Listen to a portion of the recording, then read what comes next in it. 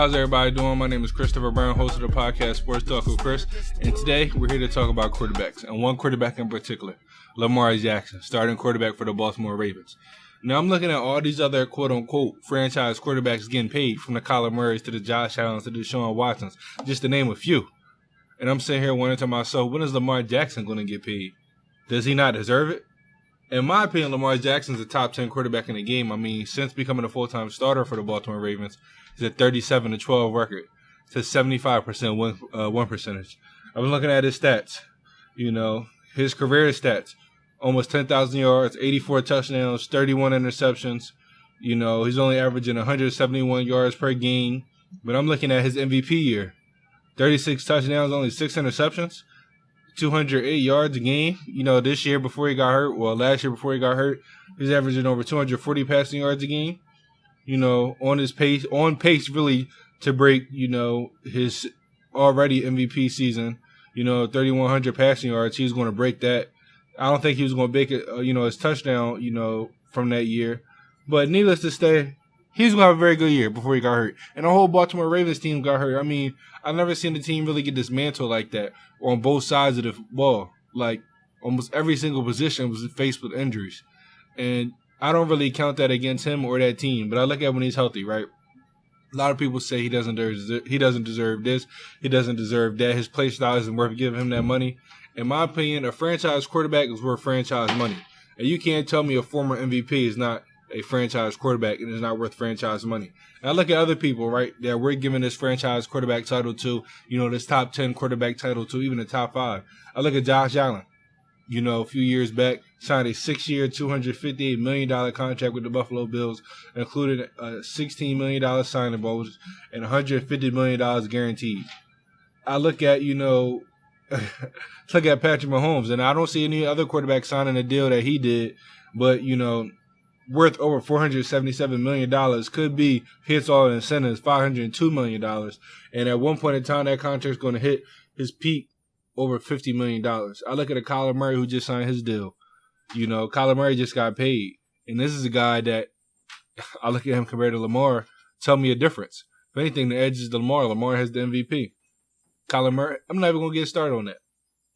Kyler Murray signed his 5-year extension worth up to $230 million, including $160 million in guaranteed money. I look at Deshaun Watson, and I say this about Deshaun Watson. I'm one of the biggest Deshaun Watson fans. I think Deshaun Watson is one of the most talented quarterbacks in the game outside of, what's going on in his personal life. I'm not going to talk about that. But on the field, there's not too many quarterbacks I'm taking over Deshaun Watson. But when you look at his contract and you take account all the things that's going on outside of the field and the question marks of if he's going to get suspended, how many games he's going to get suspended, he still signed a 5-year contract, $230 million, and all of it is fully guaranteed. I look at all those young quarterbacks, all in the same range, age range as Lamar Jackson, especially a Josh Allen, especially a Kyler Murray, and I look at them getting paid, and I'm asking myself, what's the difference between what they did and Lamar's did? I look at Josh Allen, yes, he went, to the AFC Conference Championship, never made a Super Bowl. Outside of Patrick Mahomes, who won a Super Bowl, been in multiple Super Bowls. Kyler Murray, there's no difference between him and Lamar. Kyler Murray has a lot of question marks, too. I hear all these question marks about, Lamar, he can't throw. Now he's getting banged up. It's his play style. Kyler Murray is hurt almost every single season. Deshaun Watson tore his ACL, not taking that away from him and his talent on the field, but every single quarterback has these question marks surrounding their game.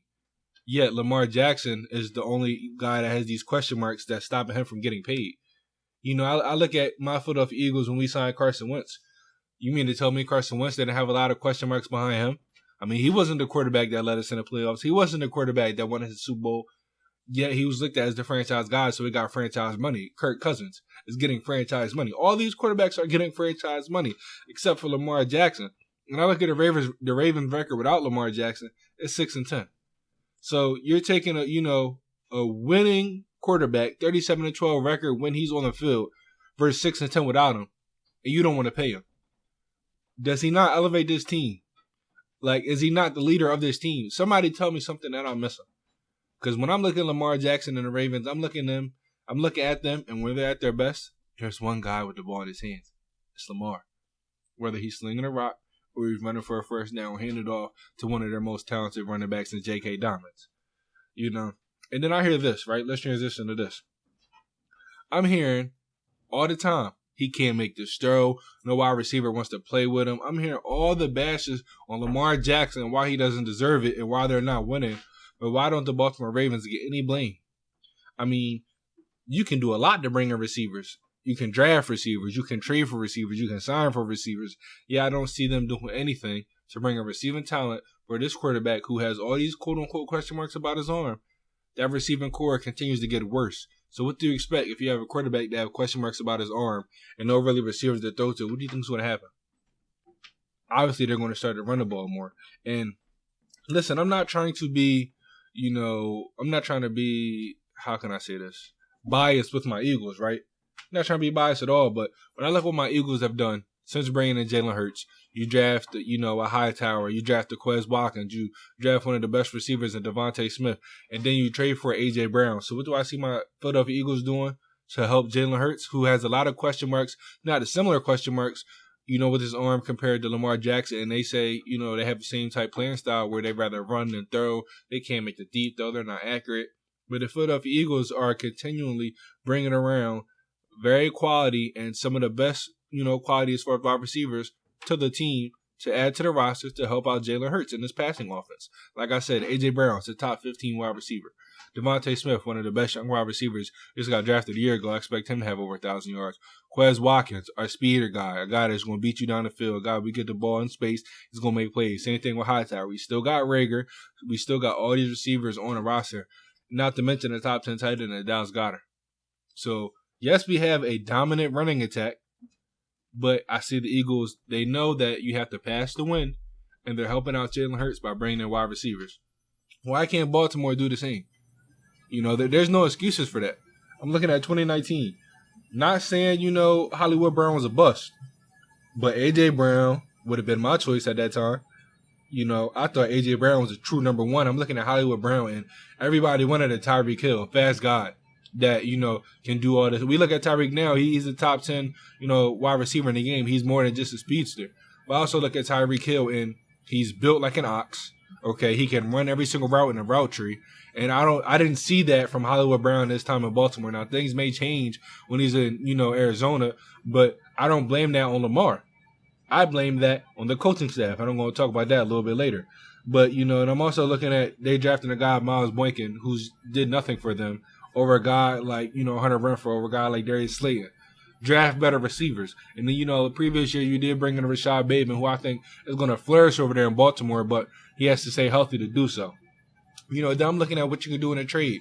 I look at my Philadelphia Eagles and how we brought in A.J. Brown. I'm looking at the Arizona Cardinals and how they traded for, How they traded for DeAndre Hopkins. I'm looking at a Las Vegas Raiders and what they did to bring in a Devontae Adams. Not saying you got to get these big guys all the time, but I'm looking at guys that's been traded recently. I'm looking at Devontae Parker, who you could have got for cheap. I'm looking at N'Keal Harry, a young guy who you could have brought in for cheap. I'm looking at Robert Woods, who's proven himself in, with the Rams, you could have got for cheap. The Ravens easily could have got in on a lot of these deals, but for some reason decided not to. It just baffles me. It really just baffles me because those three receivers I just named, you're not considering them the Pro Bowl type receivers. I look at Devontae Parker. He was close to being I don't know if he's a Pro Bowler, but he put up Pro Bowl numbers before. Same thing with Robert Woods. N'Keal Harry still has to prove it. But the point I'm trying to make is, at the beginning I named those top guys, those Pro Bowler guys, those All-Pro guys.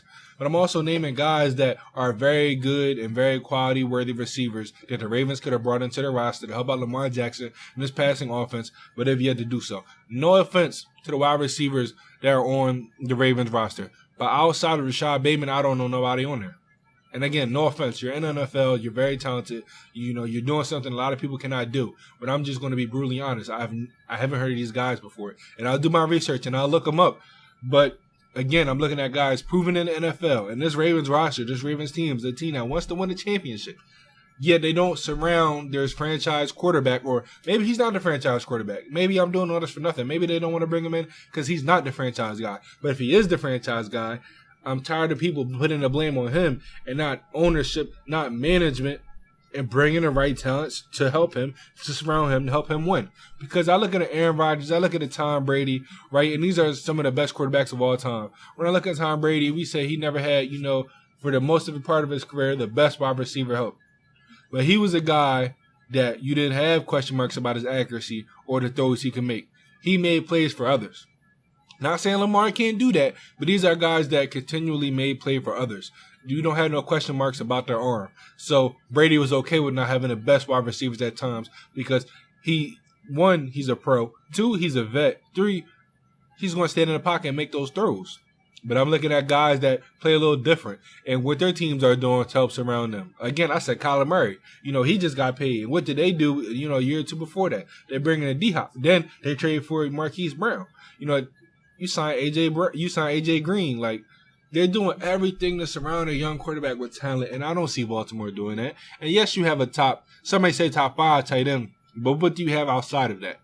Too many question marks. And so when the team, that defense loads up the box, again, Lamar's going to get the blame, but nobody's looking at who he's throwing to.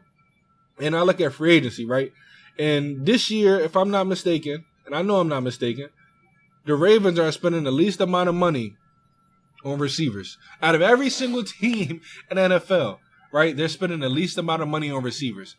And this is a team that has all the question marks about their passing offense, but they're spending the least amount of money on receivers. I look at what the New York Giants have done, and Daniel Jones is not a starting quarterback right now in the NFL. But I look at the receivers they brought over there, from the Slayton to Kadarius Toney to I think they got Kenny Golladay over there. Like, they got studs over there with no quarterback. Just imagine if the Ravens had those type of receivers and the playmaking abilities that, Lamar and those guys would be able to do and the stats that they all will put up. And I hear, people in the media saying nobody wants to play with them. Then trade for them. Then overpay for them. Then draft them. But I also look at, when I watch these Ravens games, and maybe I'm not watching every single game, and I'll start doing it, I really start breaking it down. But for a while, especially the year after his MVP year, I'm looking at the Ravens and their simple passing offense. I just see the same 3 or 4 routes. I don't see anything switching up. And you could say, oh, well, Lamar can't make these throws. But at the time, who was he throwing to? You had a, Snead, you had a Hollywood Brown. Guys that are under 6 foot. Guys that can only do certain routes in the route tree. Guys that you're not trusting one-on-one like an A.J. Brown, like a Devontae Parker, like an A.J. Green. These big-body receivers. You got the same receivers with the same, it feels like, college offense. Where's the Anquan Bolden? Where's the possession receiver? Yes, you got your tight end, but where are the receivers at for Baltimore? That honestly is what worries me and what bothers me when I hear people talk about the Ravens. Because I look at all these other young quarterbacks getting paid, and I didn't even talk about the Bills trading for Stephon Diggs. I look at all these, young quarterbacks that are getting their money and the talent that they have around them on the outside, especially what Kansas City had at one point, and they still retooled and they brought in some guys, Marquez Valdez-Scantling, Juju Smith-Schuster. They still tried to bring in some guys after losing Tyreek and the guys that they lost. So I'm looking at all these other teams surrounding their franchise quarterback with the right talent at wide receiver. Can somebody tell me why Baltimore isn't doing the same? Yet Lamar is getting the blame, I believe Lamar deserves to get paid. What type of contract does he deserve? At least what Kyler got, if not more. Again, tell me the difference between Kyler and Lamar when you look at him. Everybody praises Kyler for being able to do this throw, to make this throw, to make this pass, to do this with his feet. But what has he really done? Again, I said to Josh Allen, yes, he beat Lamar in the playoffs and he went to AFC Conference, finals, AFC Conference Championship game. Salute to him. Yes, Patrick Mahomes, he won a Super Bowl, he been a Super Bowl. Yes, salute to him. Deshaun Watson, those are the 4 guys that I'm talking about, but outside of Patrick Mahomes, what have those quarterbacks done different than Lamar Jackson? And look at what they have now versus what Lamar has. So if I'm Baltimore, why are you not paying your guy? That's my question to Baltimore. Why are you not paying your guy? He deserves whatever he's asking for. Because he is the Allen Iverson for that team. He is the heartbeat. He is the engine. He's the wheels for the bus right now for the Baltimore Ravens. And unless you're going to bring in this next quarterback, which I don't see them doing, just keep your guy, man. Like, all this trust Jim Harbaugh said he has in Lamar, and I'm looking at Jim Harbaugh and I'm going to management like, man, are we going to be able to put some weapons around my quarterback? Because you're going to blame him for this offense, but again, who's he throwing to? That's my thing, right? I feel like Baltimore isn't putting the right receivers around him. Now maybe at the negotiations, they're saying, well, look at your passing stats for this guy's passing stats. But look at if I'm Lamar, I'm saying look at his receivers versus mine. Flat out. But going back to the contract, I feel like Lamar deserves, not to go on a whole rant and tangent, but that's just how I feel. You know, everybody knows I'm an Eagles fan. But if it's not the Eagles, I'm rooting for the Ravens because my mom's side of the family is from Baltimore. I'm always going to root for the Eagles. But if the Eagles not going to win and I see the Ravens in the playoffs, salute to the Ravens. That's why I'd rather have win the championship. It's all love with Baltimore. So that's why I'm so passionate about Lamar. And I've been a fan of Lamar since he was in Louisville. You know, since he was in college. Like, Lamar is the real deal. I just want to see him get a fair shot. For me, a fair shot is this organization giving him the money he deserves, especially some guaranteed money. If I'm Lamar, I'm asking for some guaranteed money. You know, at least 150, 185 million guaranteed. And I'm like, yo, bring some weapons around me. Let's go ball. Because his defense, it's only getting older. Defense is only getting older. Everybody's coming off injury. You know, why not retool this offense? And last but not least, you know, I just want to say this. Lamar is the franchise guy for Baltimore. Baltimore paid the man.